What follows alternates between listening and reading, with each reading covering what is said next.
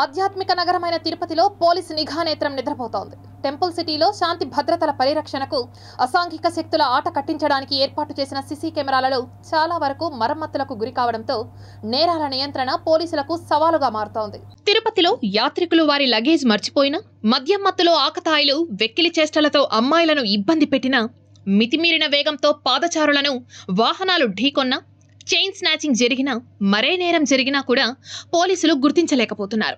వీటన్నింటికీ కారణం సీసీ కెమెరాలు పనిచేయకపోవడమేనని తెలుస్తోంది. ఇంతకీ తిరుపతి నగరంలో ఏర్పాటు చేసిన సీసీ కెమెరాలు పనిచేస్తున్నాయా లేదా అనే అనుమానం కలుగుతోంది.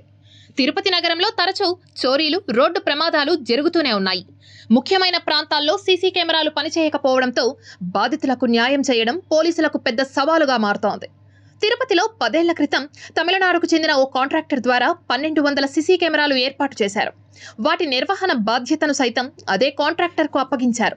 ప్రస్తుతం ఆ కాంట్రాక్టర్ మృతి చెందడం, బకాయిలు పేరుకుపోవడంతో సీసీ కెమెరాల నిర్వహణను గాలికి వదిలేశారు. ప్రస్తుతం నగరంలో 540 కెమెరాలు పనిచేయడం లేదు. చాలా వరకు మరమ్మతులకు గురయ్యాయి. ఉన్న వాటిల్లో కొన్ని ఇనుప స్తంభాలు వంగిపోయాయి, మరికొన్ని వాటికి వైర్లు తెగిపోయాయి, నిరుపయోగంగా మారిపోయాయి. Town club, Balaji colony, TUDA circle, Ramakrishna deluxe, Leelamahal, Mangalam road, RTC bus stand, railway station తదితర ప్రాంతాల్లో ఇదే పరిస్థితి ఎక్కువగా ఉంది.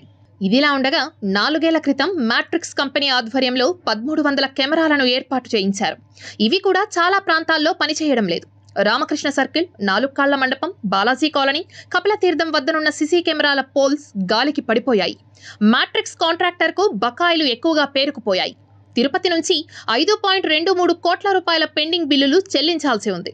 దీంతో వారు కెమెరాల నిర్వహణను గాలికి వదిలేశారు. నిఘా ఇలా ఉండడంతో అదే స్థాయిలో అసాంఘిక శక్తులు కూడా రెచ్చిపోతున్నారు. మత్తుకు అలవాటు పడిన పలువురు యువకులు బైక్లపై ఇష్టానుసారంగా తిరుగుతూ చోరీలకు పాల్పడుతున్నారు. విపరీతమైన స్పీడ్తో వెళ్తూ ప్రమాదాలకు కారణమవుతున్నారు. దీనిపై జిల్లా ఎస్పీ కృష్ణకాంత్ పాటిల్ దృష్టి సారించాల్సిన అవసరం ఎంతైనా ఉంది.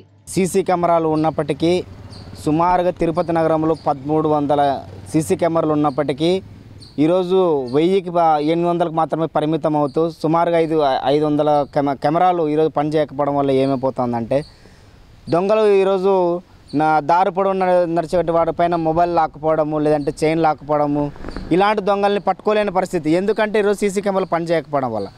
కాబట్టి సీసీ కెమెరాలు ఏవైతే ఉన్నాయో, మరమ్మతులకు గురైనటువంటి వాటి అయితే ఏవైతే ఉన్నాయో వాటిని తక్షణమే మరమ్మతులుగా చేసి ఈ సమస్యని క్లియర్ చేయాల్సిన అవసరం ఉంది. ఎందుకు పట్టించుకోకుండా పోయినారంటే వీళ్ళు బకాయింపు పడిపోయినారనమాట. ఎవరికి? ఆ చెన్నై బేస్డ్ కంపెనీ అన్ని నిఘా వ్యవస్థను చూసుకున్నటువంటి ఆ కంపెనీకి ఈ పోలీస్ వ్యవస్థ సరైనటువంటి డబ్బు చెల్లించకపోవడం వల్ల ఇవి ఇలానే నిద్ర వ్యవస్థలో పడిపోయినాయి. సో వీటిని వెంటనే ప్రభుత్వము చూసుకొని ఇక్కడ ఉన్నటువంటి ఏదైతే లోకల్ ఒక అడ్మినిస్ట్రేషన్ ఉందో ఇది కావచ్చును, లేదంటే పైన ఉన్నటువంటి స్టేట్ అడ్మినిస్ట్రేషన్ కావచ్చును, వెంటనే వాటిని అప్రమితం చేసుకొని అన్ని వాటిని సరిదిద్ది, అంటే ఫోన్లు కానీ దొంగతనాలకి, అరాచకాలకి పాల్పోకుండా చూసుకోవాల్సినటువంటి బాధ్యత ఈ యొక్క వ్యవస్థకు ఉన్నాయి, పోలీస్ వ్యవస్థకు ఉంది అనేసి మేము గట్టిగా డిమాండ్ చేస్తాం.